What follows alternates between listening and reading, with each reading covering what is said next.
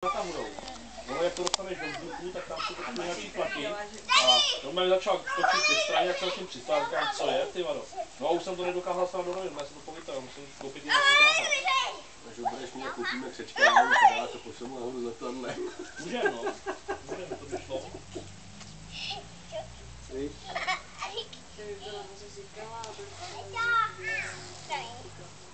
Ale do kabiny.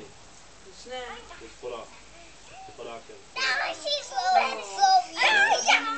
To jsem viděl na videu, nás postavil Aero a seděl ten starší chlapík, a měl vnoučata a tohle, a aby z toho měli zábavu i vnoučata, tak šmoulu si takovýhle hod, tam padák, ze spoda ho přidělal pod Aero, vytáhl ho nahoru, hod, vypustil ho, šmoulovi se roztáhl padák, děcka za tím utíkali, on si přistál, počkal, že děcka přinesou šmoulu, hej, se přidělal, nahoru.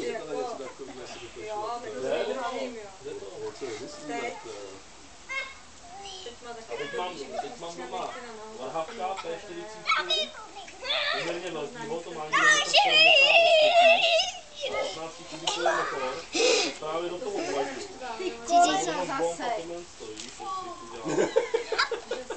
Já jsem přemýšlel, když předtím přišel na systém, ideálně nějaký formu udělat a tlačit do toho polystyrén, jo, aby byly dvě půlky, jo, úplně jednoduchý na výrobu, dát do toho nějaký litacit nebo něco, aby při nárazu prostě se to roztrhlo, víš, jako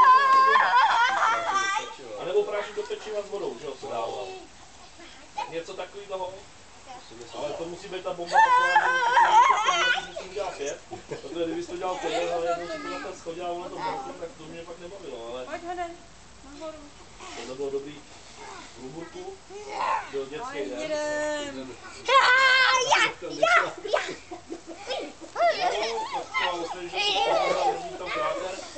Ale v Luburku tam by taky dětský den, tak modeláři, když tam byli, to máš jak na ně hážet čepici. a koukali na hřiště, jo, přes stromy, jako bylo vidět. Letadlo otočili, ty bombony, zadělali vidíku, a minul jsem asi 30 metrů. Odhodil, teď si viděl, rozsypali se pompony, jo, ale tam jsou nezadali. A teďka tam bylo asi nevím kolik dětí, ale docela do zákupa, protože to viděli, jak tam padají ty bombony a všechny ty děti se brali. A teď jak se tlačil ten plot, tak to udělal. Pak jsme stavili